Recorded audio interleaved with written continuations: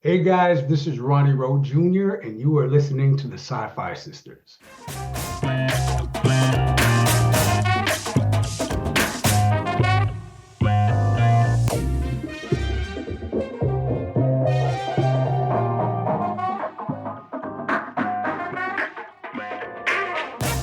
Hey, everybody, welcome to the Sci-Fi Sisters podcast, where we give you our point of view. I'm Tamia Harper. I'm joined today by my sisters, Sabrina Wood. Whoop, whoop. And Fran T. As always, what's happening? What's happening, Fran? We're missing Yvette. Hey, Yvette, we miss you. Yvette. But we got a really special guest, and he kind of makes up for you not being here. But I'm sorry, but he's pretty dope. What'd you say, Sabrina? Yeah. This is a brother that we came to know and love on Star Trek Discovery, but you've probably seen him if you watched any Christmas Hallmark movie. Was it Hallmark or Lifetime? Hallmark. Hallmark movies, right? With the black lead, you have seen this fine ass man. Also, you've seen him in Black Cop. You've seen him in Warehouse 13, one of my personal favorite Murdoch mysteries, Saving Hope, The Republic of Doyle, and one of my other personal favorites, The Expanse, baby. And Dark Matter, and also more recently on The Porter. But we know him as Lieutenant Commander Ronald Bryce from USS Discovery. His name is Ronnie Rowe Jr. Welcome to the show, Ronnie. What is going Yay! on? Ladies, thank you. Thank you for having me. I appreciate you. Thank you. Thanks for being here. We're so excited that you're here. We have been waiting for this. We have been so excited about this for a while. I feel like we were talking about it all summer. And here we are. Here we are. Mm-hmm. Hey, Ronnie, can you move a little bit closer to the computer mic? Yeah, can you guys hear me here? Yeah, that's better. That's better. Perfect. Thanks, love. No problem. Yeah. So last time we saw you was in Vegas at Star Trek Las Vegas. Mm-hmm. Oh, wait, I'm sorry. It's Creation Entertainment 50 something year mission. Right? Blah. I'll let you say that, but Yeah, thank you. I saw you there. Yeah, we saw each other there in the heat in the summer. It was so cool because like you came over to our table, y'all. I tell this story all the time. Ronnie came over to the table. We were so busy. It was so like it was like this whirlwind of stuff, and he just stops in front of us and like, hey. And it took me, and I was like, I'll be right with you 1 minute. And I wasn't even looking. And then I turned around and I freaked out. And, I saw And then you guys were calling me. You're like, Sabrina. I'm like, what? Ronnie. And then we had to go get Yvette. And she was like, what? And we're like, Ronnie. And she's like, oh. It was so funny. We all Franny freaked. T was on the spot already. That's right. That was great. That was so great to see you there. I was just been so excited. We miss our Discovery so much. We missed you so much. It was so great to see you. Yeah, no, that show was such a blessing, and you know the people on it and the stories that they told. It was life changing, to be quite honest. So, and then to experience like the conventions, you know, the love and it's so humbling. It's so humbling. You know what I mean? Like it's a different place. I wish the world resembled what we have in those conventions because it's next level. You know, like people are just so accepting and loving, and you know, you just get to interact with so many different people. You know what I mean? People that like if you saw them on outside of there, you might not even talk to them, to be quite honest. You know, they might not talk to us. Yeah, you know what I'm saying? But it's like that's the beautiful thing about Star Trek and that franchise is that it's made things so colorblind. So like people just walking in, once you have like a uniform on, it's just like yeah, go like we're family. And it's so dope. It was such a overwhelming experience to be part of, but I'm so thankful that I was able to experience it. It's next level. So was that your first convention? No, that one was. Okay. But Vegas was maybe I think it was 2 or 3 years ago. Vegas was my first convention. That was I walked into the Trek convention, the biggest one, and I was like, whoa, this is Yeah, exactly. So, Whoa. yeah. But yeah, again, I really wish the world could resemble what happens in there because you it's it's beautiful. It really is. Where You're so right about that. that's a good way to say it. I mean, I wish the whole world could be like that because it's so much fun when we go there. You're not even starting from the plane. If you, like you say, if you've got any kind of Star Trek stuff on you, You're you're good. one of the group. Yep. You're good. You're good. It doesn't matter, you know. And what I love about it is that you could be authentically yourself within it. Yes. You know what I Mm-hmm. mean? And everybody's just like they're digging it. They're just like, yeah, you went ahead and did that. You know what I'm saying? Not like, yo, what's wrong with this person? Like Right. you could be your absolute self, and it's all love. And I love that. I think it's so amazing. I think those are the key things that like keep people going back to conventions. And I mean, it's so, and I didn't realize how particular it was to our fandom because I've always gone to Star Trek specific conventions until I started doing like I started going to like Awesome Con here in DC, which is a larger convention, and like some other larger conventions that Yeah. were not Star Trek specific. And I was like, where's that love and feeling? It's not there. It is not there. It's like Yeah. it's so specific to our world. But I mean, that's why we love Trek so much. But those conventions are like my happy place for sure. It's, Big reunions. it really is, and it's because Mm-hmm. it exudes that. It Hmm. exudes that. Like it's so dope. Like man, like if you're having a bad day, just go to Trek Vegas and you're Right? good. You're gonna be You're feeling gonna just fine. appreciate life Exactly. again. You're gonna No, appreciate no, life again no drugs or alcohol needed. It's a Mm-hmm. pure high. at Mm-hmm. all. Hmm. Yeah. Were you a Trekkie growing up at all, or Next, does the it? next generation. I actually messed with the next generation a little bit. Yeah. Okay. Yeah, but yeah, like how you could not live life and not know about Trek. Right. Right. Like honestly, like even if you didn't get like really deep into it, you had to know at least one of the series of it that went down. You know what I'm saying? Hmm. So I was lucky enough to watch Next Generation and then got to work with Jonathan. So Mr. Frakes is that guy. He's a special person. He Yeah. is. Oh, my goodness, he's special. He really understands. He understands people. I've worked with a lot of directors, but he knows when people need a shot of energy. He Mm. knows when like people need encouragement. He's just so aware. It's really awesome to watch that guy work, and that's why he was a great artist. But he's a great human being, and it shows in how he directs and stuff like that. He's amazing. That's so cool. That's really interesting. Mm-hmm. I, Really, I I love the fact that you got to, you're one of the people that got to work with him and shout him out like that. You said that Star Trek Discovery was life changing for you. Mm. Like how so? Um, for a lot of reasons. I think one to just be part of the Star Trek world. You know what I mean? Yeah. Like Trek is huge. Like everybody knows Trek. But I think for me, it was the people that I got to interact with. Mm. I got to work with some very high level people, Yeah. very successful people in their own right. Like Doug Jones is, the amount of things that Doug has been in and people don't even know which Doug is. Right? right. It's crazy. You know what I mean? Like that, he's a legend. But Mm-hmm. it's to be around a person like Doug and the success that he's accomplished and how humble he is. Mm. He's like one of the most humble, kind human beings I've ever been around. And I'm just like, Matt, you wouldn't know. Yeah. You wouldn't know. And to be around that for like 4 or 5 years, I learned so much in humility. Mm. Mm. Like in humility, like Anthony Rapp, like Broadway, just doing movies forever. But Anthony is just a down-to-earth person. Like Yeah. I got to interact with human beings where I saw them as something else before, but I was like, you guys are just amazing people. Yeah.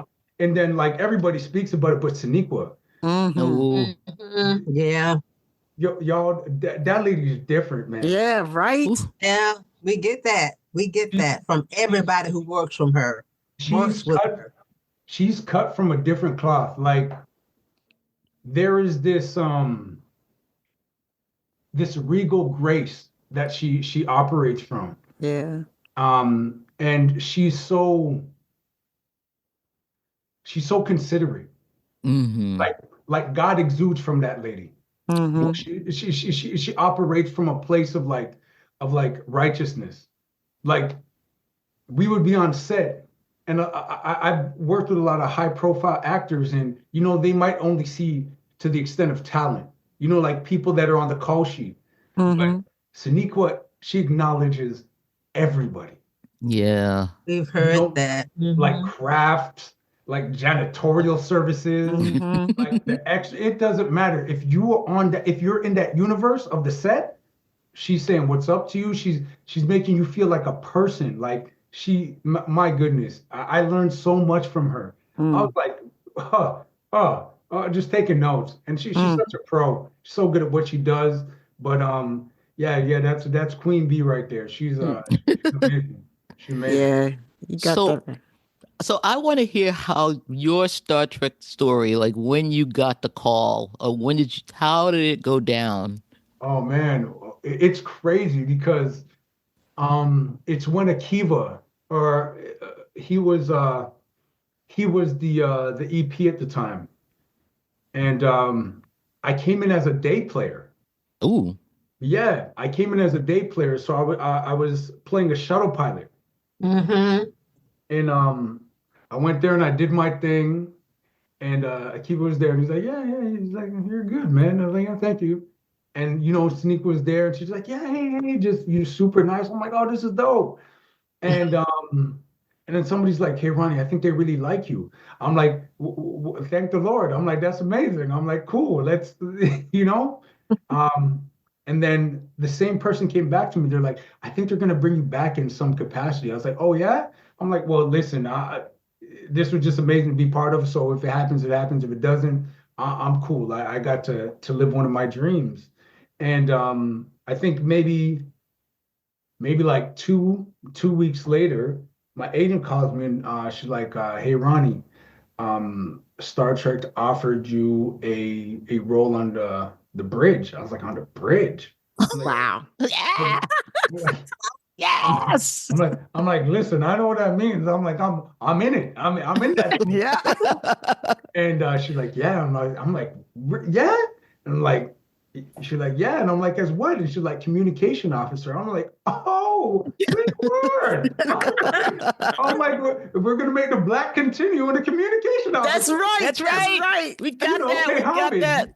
You know what I'm saying? So I was like, all right, cool, let's go. So yeah, it went down like that. I was supposed to be done after the one episode that I did, and they kept their word.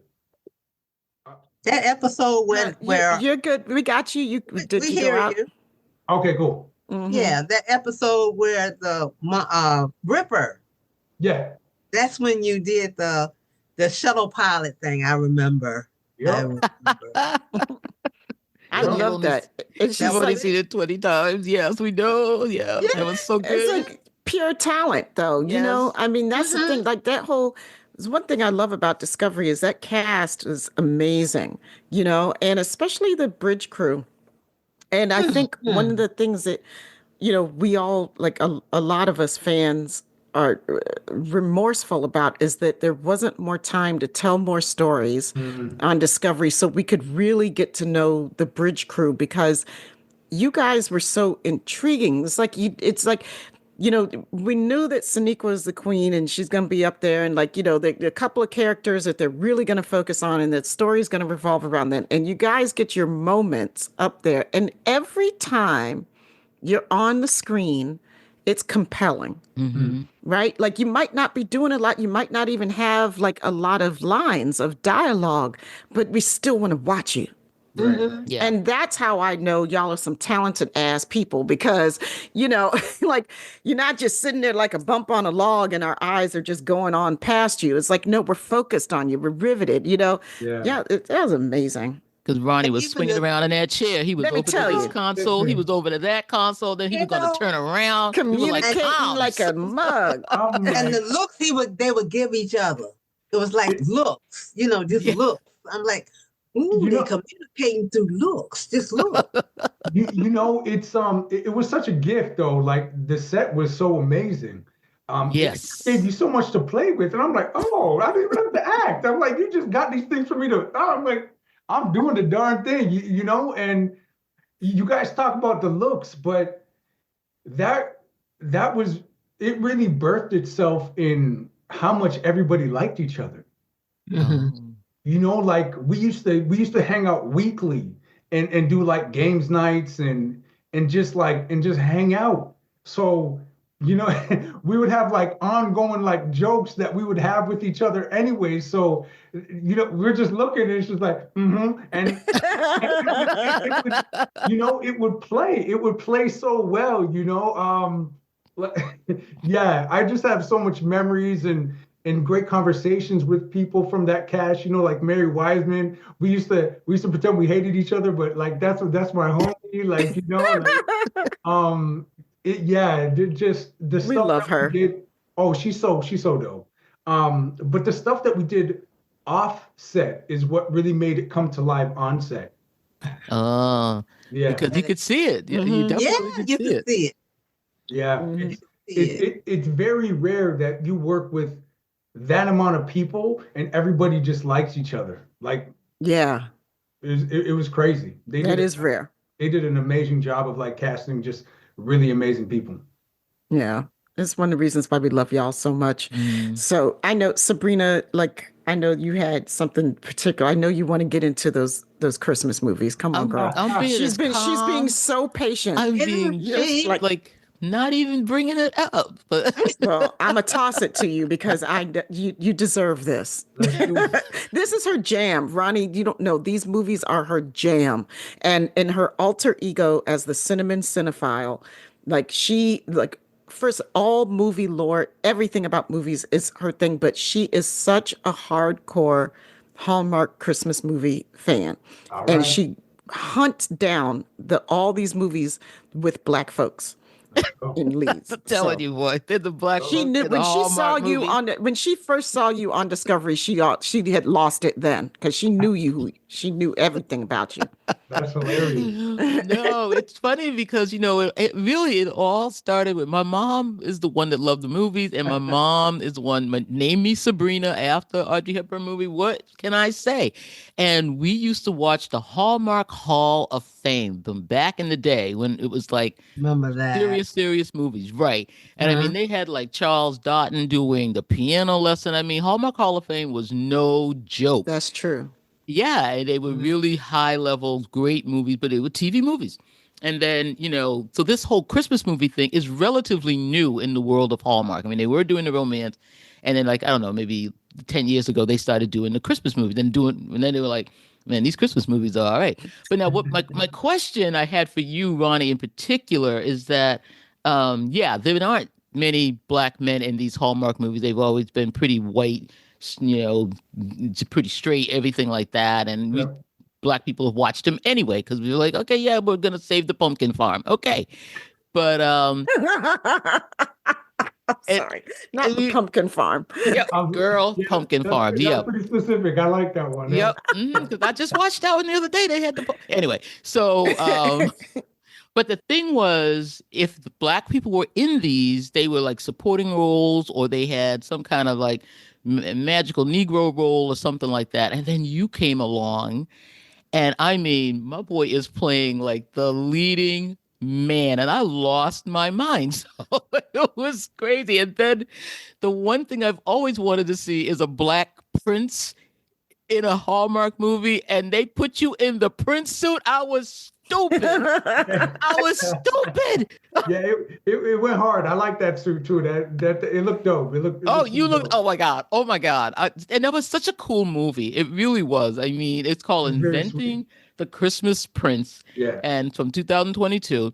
And you play. Now, the other thing about the ones you've done 4 Hallmark movies, and in each one of them, you're leading man. It ain't no joke. You're number one on that call sheet. Oh, well, maybe the woman is. I don't know. Yeah, I'm number two. I'm Number two, yeah. It's a Hallmark movie. Yeah, Ladies and Hallmark. Let's go. oh, yeah. Number one is always the female lead. But then you always have a great job. Like you were like the photojournalist, and what were you in the Christmas Prince when you were like a rocket scientist? What were you? You were the guy that was sending the satellites up. I was like, I'm watching this movie. I really am having a good time. You're a scientist and a prince. I'm like, what do I want? Yeah. It's fun. That was great. Listen, those movies are a lot of fun. I think they're really sweet, but that one in particular, it was a really sweet movie. That young lady, Isabel. Yes. Oh my goodness. Oh, she was so cute. Oh, she just stole my heart. She was just so amazing.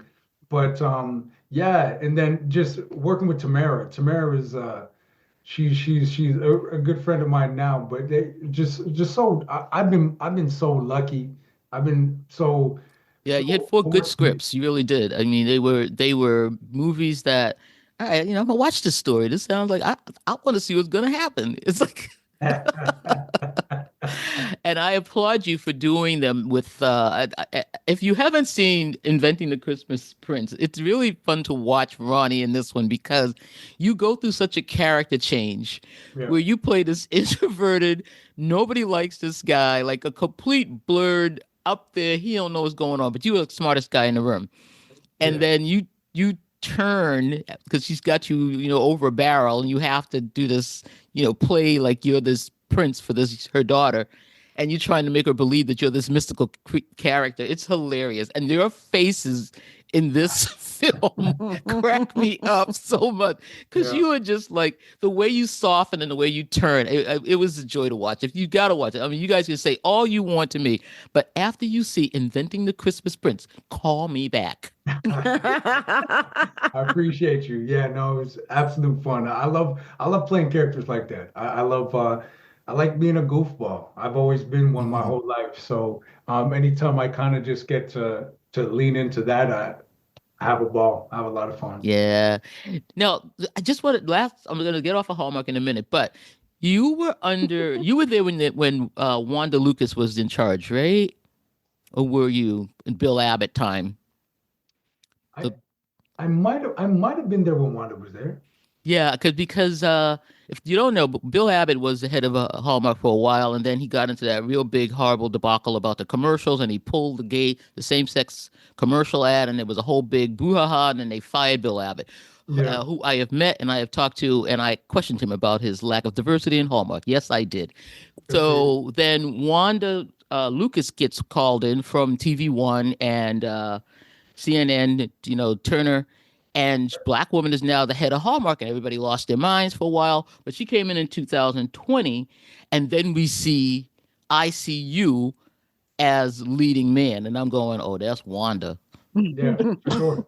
Yeah, no, my time was definitely with Wanda, and yeah, like bless her because there's a lot of stories weren't being told. Like there's interracial, like a lot of that, and it needs to be seen. It's real life. That stuff's out there. So our stories need to be told so that people could grow up with higher and different aspirations. Like I didn't even know I could be an actor because I didn't really see people that look like me.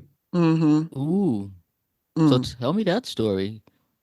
It's just I to be quite honest, I didn't even know that acting was a job. Like like I didn't know that was a thing that you can go ahead and do. But it was actually a grade 6 teacher that got me started in acting. I got forced to be an actor.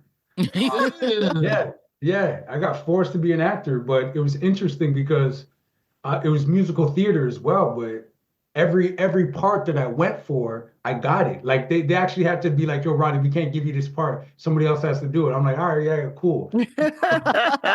Your loss. Yeah, but even to the point where they did a rendition of Sister Act, and they wanted me to sing Whoopi Goldberg's part because I used to be able to sing like that. Don't ask me to do anything like that right now. Not hitting them high notes anymore. But yeah, it was interesting because I would be memorizing lines. I'm like, yo, how am I doing this? I don't even like this is weird. Like I'm in grade 6, but these words just stick. And I think it's after that I actually knew that I was like, I think I'm supposed to be doing this. Mm, Wow. Yeah. Okay. Lo and behold, here I am. that's so cool. Yeah. You know, Yeah, I man. think, go ahead, Sabrina. No, go. No, I mean, this is going to sound silly, but it's not meant to be like facetious, but I think that that's one of the things like memorizing lines that people forget that actors actually have to do. You know, like you forget, you're so used to just Mhm. watching and receiving, right? But you forget about how, like, I just remember the few times that I did like any acting back in high school and stuff. And it was, you know, it was not, I was always hanging around the theater kids, but I was not like up on stage, right? Right, Like right. I did take drama class like a couple times. And, you know, our drama teacher, she was this really phenomenal teacher at my high school. And she was just like, she was really cool, right? And I was like, well, let me just see what this is about. You know, it was like, okay, it's not memorizing lines from my little 15-minute little thing I had to do. That was so hard for me. Yeah. It Yeah. was so hard. And I'm like, to this day, like my memory does not work that way. I have to work so hard to memorize things. It's And like it's just it trains your brain though in a really cool way. That's one thing that I've seen about like most actors that I respect, you know. it really does. Like even now, like I can read something maybe twice and I'm like, okay, cool, I got it. Ooh, Wow. wow. Yeah, like I read a scene of like auditions and stuff like that, and it absorbs pretty quick. It's yeah, yeah, it's That's interesting. why she made you do it. Yeah, yeah, yeah. And For and not sure. only memorize it, you have to emote it back Right. in that Yeah. special way, in the way that they want you to do it, you know, and Mhm. for it to be believable and for people to still watch it and want to watch you again. So Right. not only the memorization, but everything that goes along with it and being an actor. Yeah, it's it's acting is so therapeutic for me as well. And like Mm, I was always like a kid that was in touch with his emotions, uh-huh. so to give me that thing that I could be a man that cries or do all of that stuff. I was like, that's easy. Like, yeah, please, thank you. And people aren't gonna look at me sideways like I'm Right. crying. All right, well, thank you very much. So yeah, it is really, really a gift. I'm very, very thankful that it found me. Mm. Go ahead, Sabrina. I saw you. Go ahead. Yeah, one more. You've done a lot of work. I mean, not just the Star Trek and the Hallmark; those are all great. But there's Right. one that I didn't know about until we started doing research on you, Mhm. and then I decided to like watch a couple of episodes, and it's called The Porter. Ah, yeah, yeah, yeah, Dude, yeah. I'm like this, like I'm on episode 2, like what is gonna happen? But now this, if you don't know this, it is an 8 episode series that you can catch on BET. It's called The Porter, Yeah. and it is the story that takes place in the 20s, and it's about the Pullman Porter. Well, I don't know what you call Pullman Porters. This is Canadian Yeah, yeah, well, yeah, yeah. It's still the Pullman Porters. streetcar, the Pullman Porters, yeah. Yeah, my uncle Billy was a Pullman Porter. My well, great uncle. But yeah, so this is the whole story of the unionization of these black workers in the Canadian rail system, and Mm. how they come down from Montreal to Chicago and Detroit. And I mean, it's got music. It's got damn. It opens up in this speakeasy. They're running rum, and it's like people are taking the train. You got the white glove service, and it's just like wow. It's like amazing. And then to top it off, this show had 19 awards when their Grammy season came up.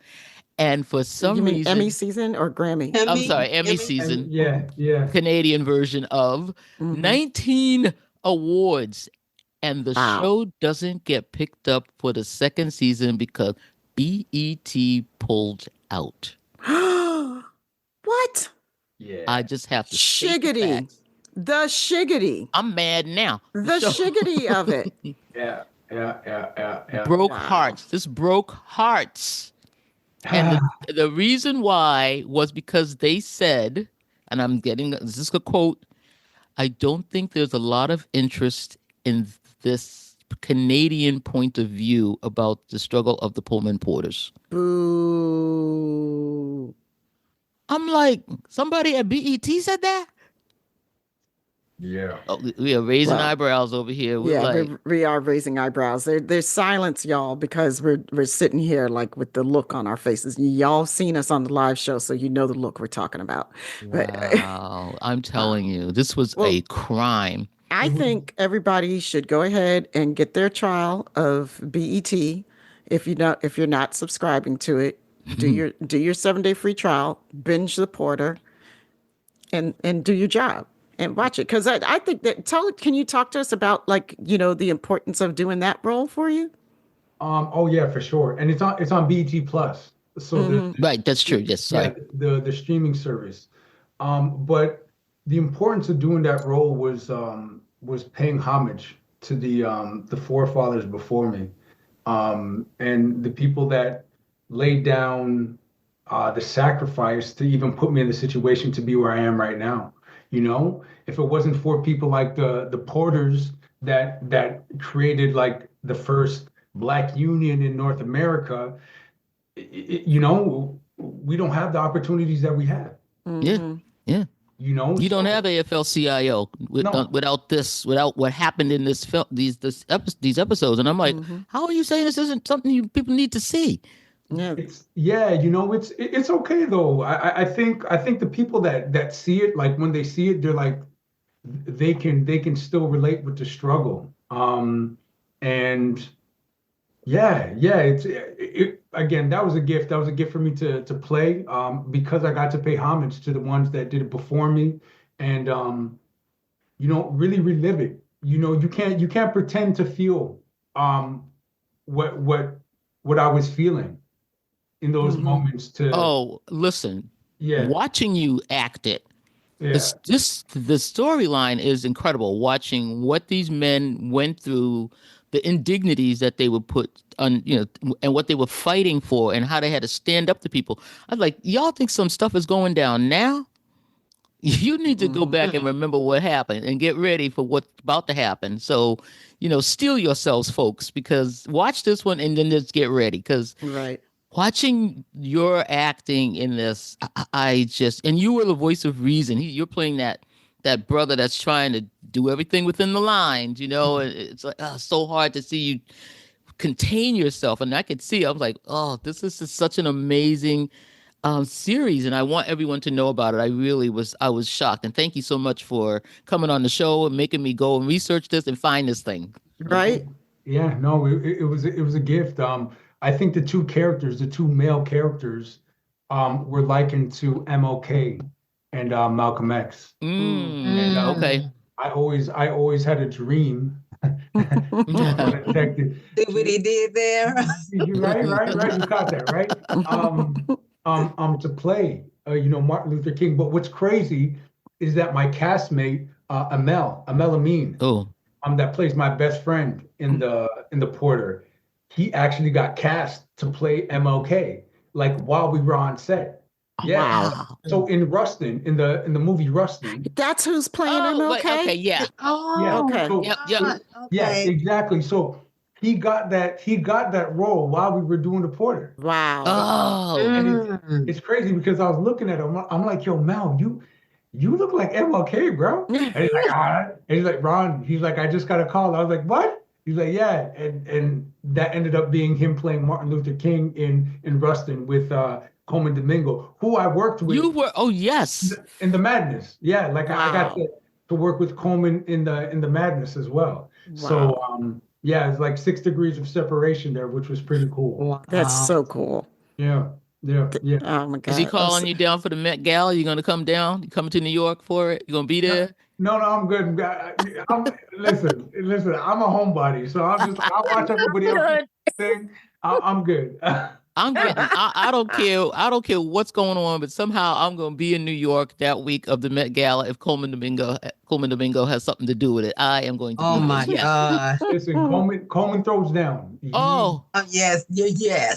And that brother, he has so much soul. He is he's a breath of fresh air as well. You know, like Coleman's always just smiling, laughing, or singing. Like he's doing some sort of like singing in between the scenes. I'm just like, man, yeah, he's a cool dude, really cool That's dude. wow. That's so Yeah, cool. yeah. So, can you talk to us about Black Cop? Because I saw that won a bunch of awards too. Yeah. Yeah. What Black can you Cop. tell us a little bit about it and your role in it? I mean, Black Cop was, you know, during the time where I mean, it still happens, but there was just a lot of things happening with Black people in law enforcement, especially in the U.S. And that's what really inspired the director writer Corey Bowles to write it.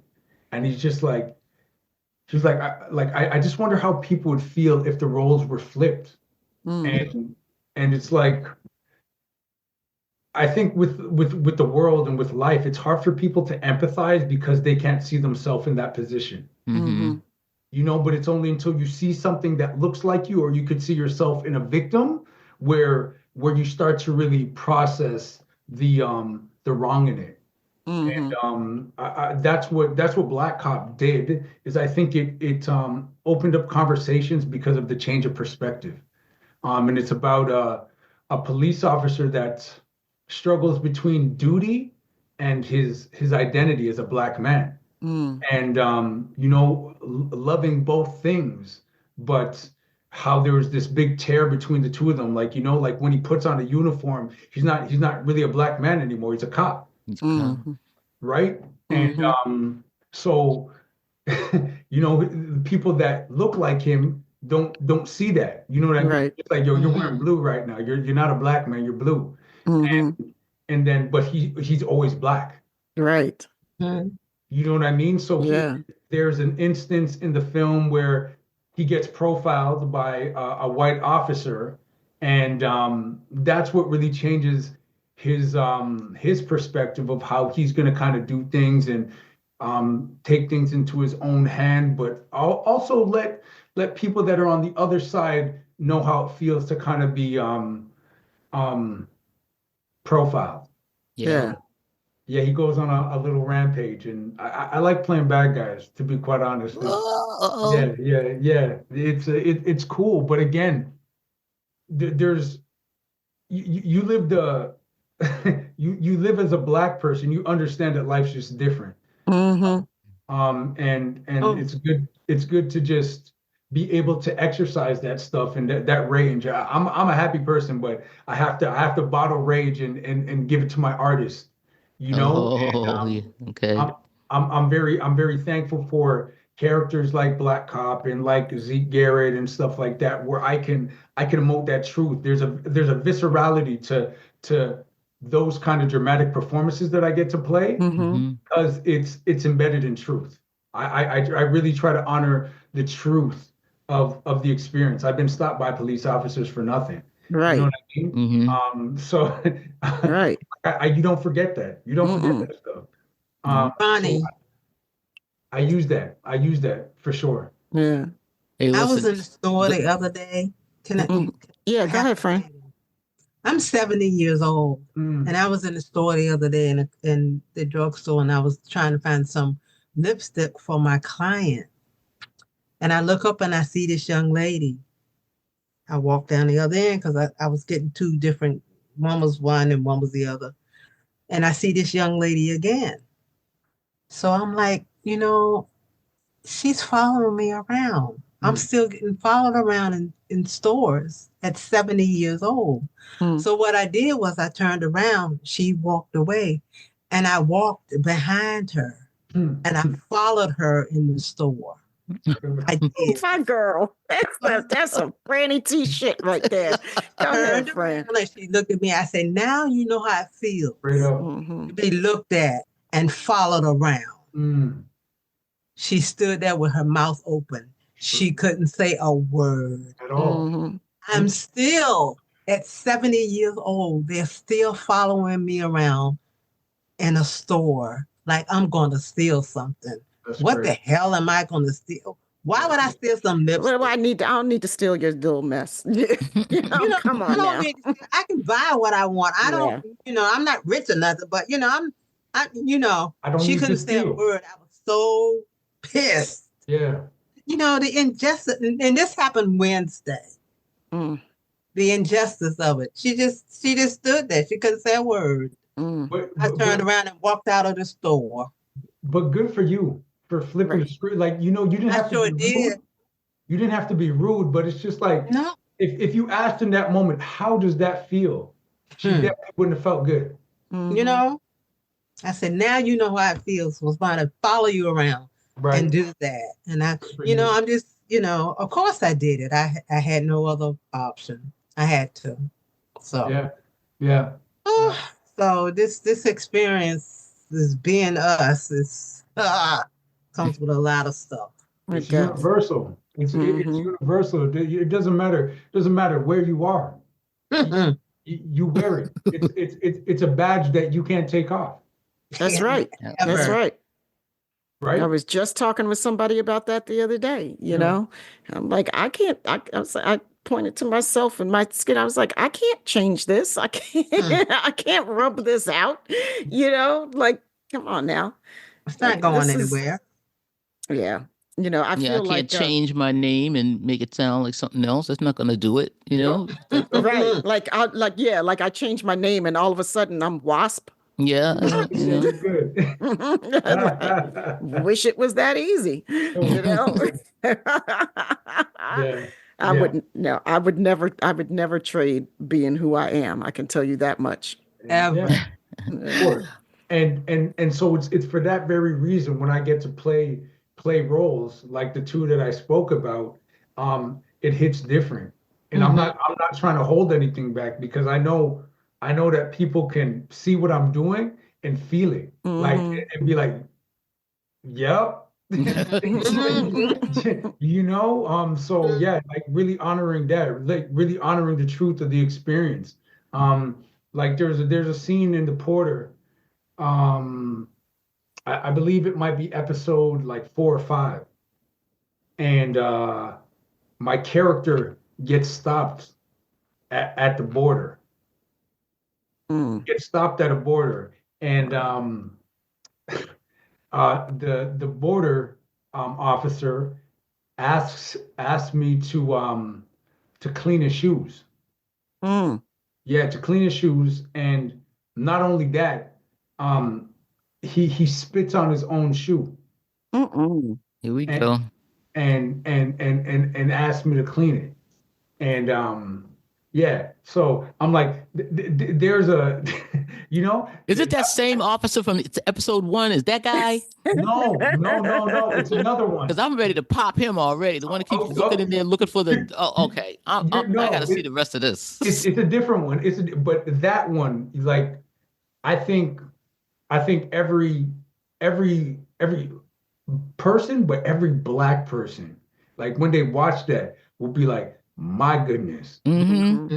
it's at a time where you can't react the way that you would in this day and age. Right. And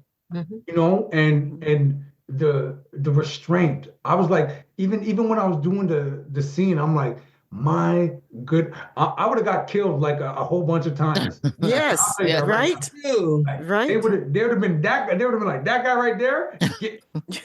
Finish him right now because he's too much.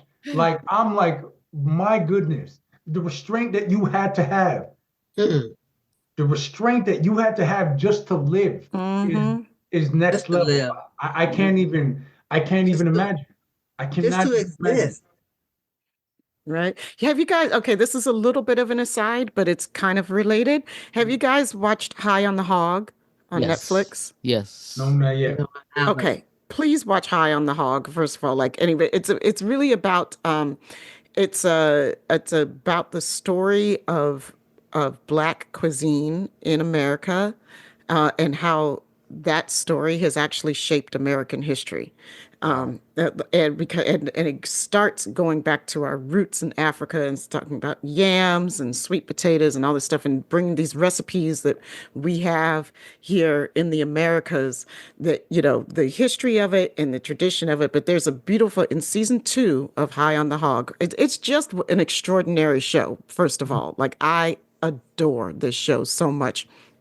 But season 2 of High on the Hog has an episode where they focus on the Pullman porters and how they were essential in raising up a black middle class, but also, how important it was as a Pullman porter, you're getting exposed to new places and different cuisines and how, like, people were coming to, so they focused on the food that they would serve on the trains, and it was some really, like, back in those days, it was like, you're talking like 5-star food on a lot of trains and, white glove service from these porters who were serving dinner to these people in their dining cars and stuff. And then they're coming back home and they're knowing how to cook this food and they're bringing this cuisine back home, etc. But like, he has a guest on, 2 guests who were Pullman porters on the show. They're really old, right? But they're the stories that they were telling about the stuff that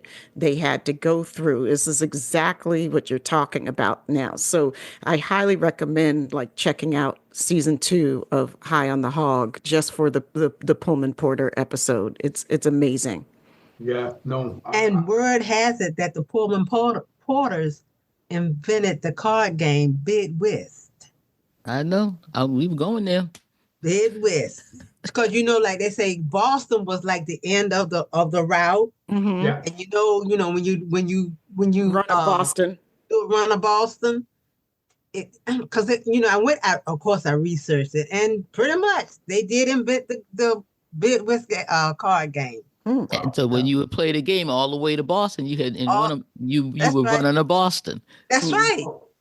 So Pullman porters. That's where my Uncle Billy got on in Boston.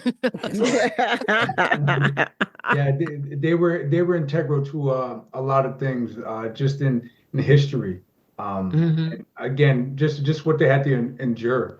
Mm-hmm. Season porters, the hours they had to work. Oh.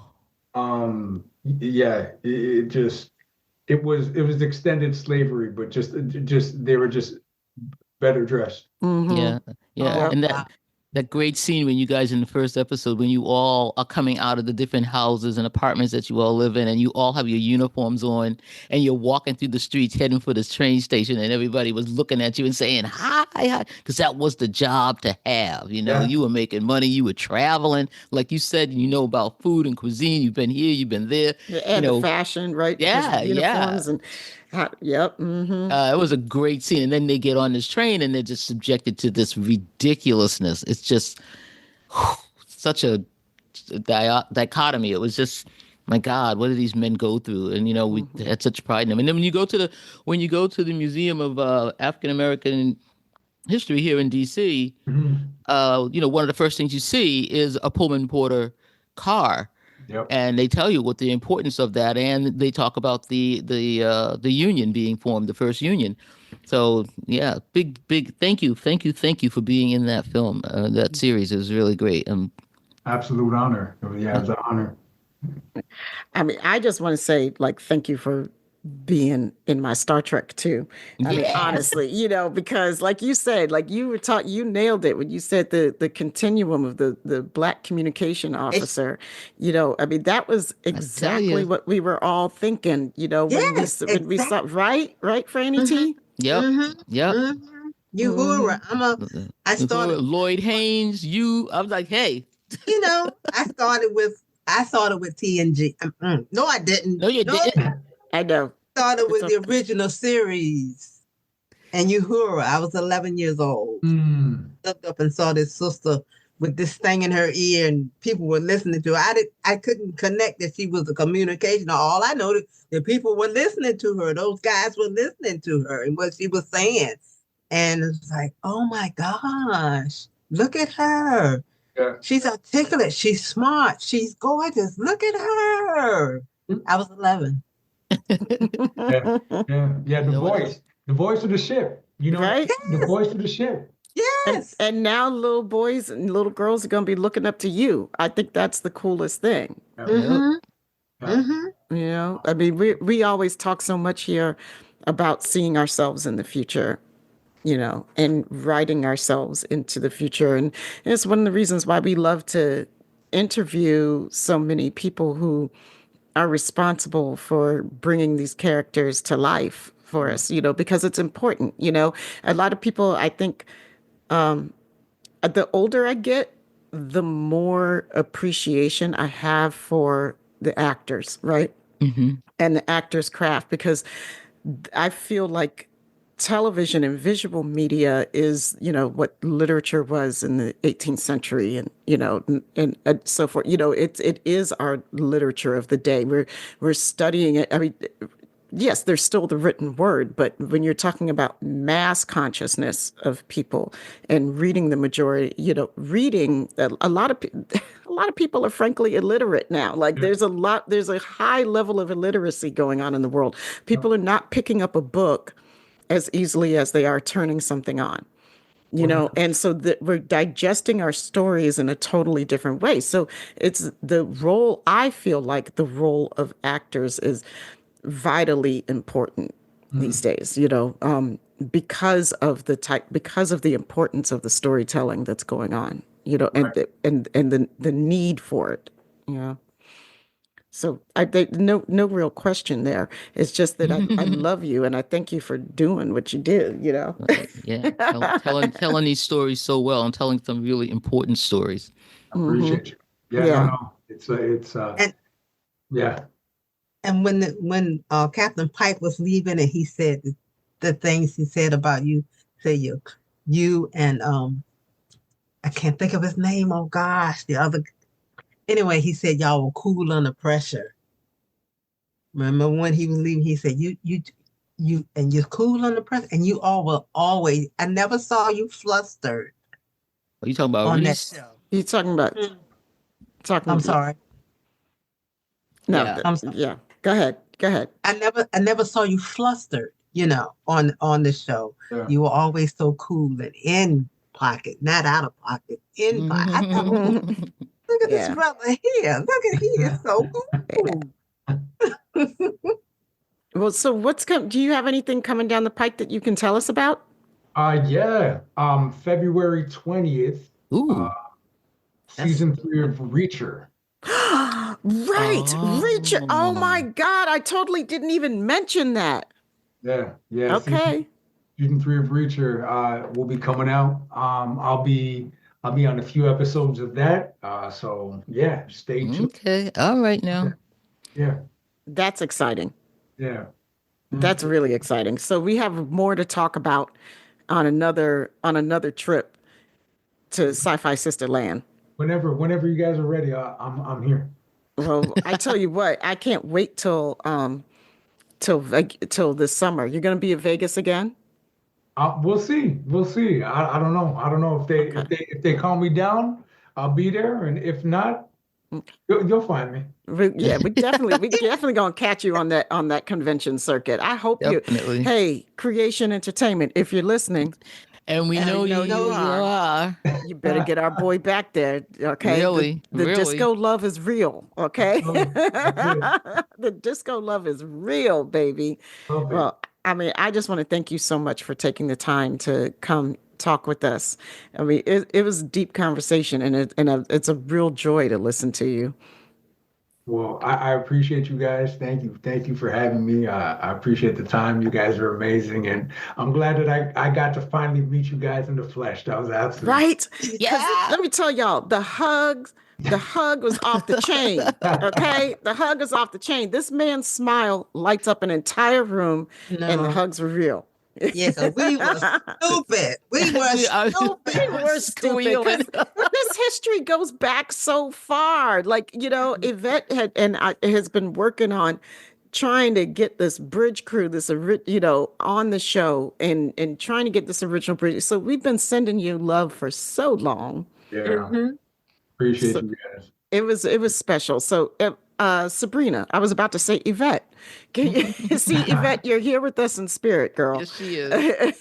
Can you tell people how to reach us if they have thoughts on their love for Ronnie?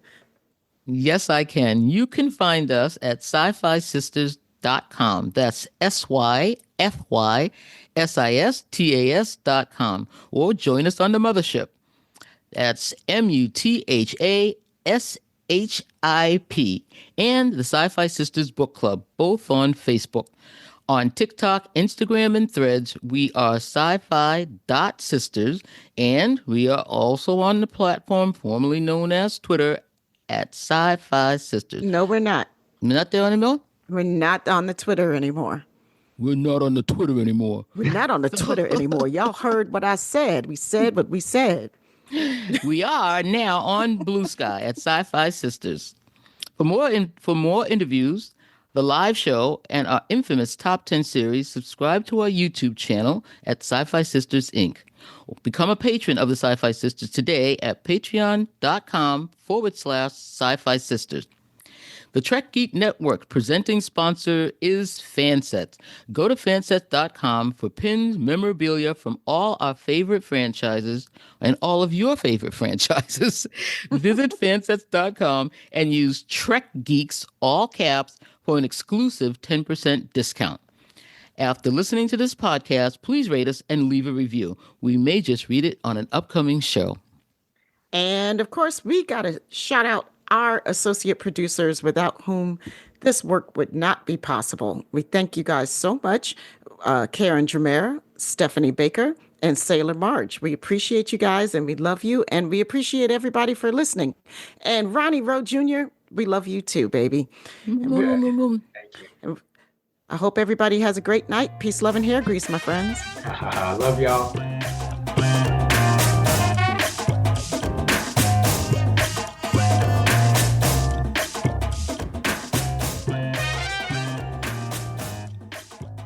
Hello, everyone. These are your shorty shout-outs for February. Happy Black History Month. Sakia Graham, Tara Jefferson, Sue K, Scott Jensen, Peter Heisler, Olga Kravchuk, Olda Klein, Muhammad Noor, Mike Nauer, Mike and Kristen Holton, Michael Stakem, LJ, J.R. Poole, Jeffrey Cochran, Dave A. Gregory, Brad DeMogd, Bill Erickson, Bernadette Garcia Galvez, Ann Bradley, Allison Leach Hyde, Ayana Mae Tom, T.J. Jackson Bay, Timothy Baum, Susan V. Gruner, Stephanie Dole, Shag 840, Rita Poussant Neversol, Rhonda G., Rebecca River Moon, Liza Albright, Linda Anderegg, Kalia Zawaki, Casey Shafsky, Jamal Taylor, Howard Hogan, LM, Cassandra, Bruce McMillan, Anna Post, David Balston, Stephanie Baker, Sailor Marge, and Karen Dramera. Thank you so much for all your support. See you next month.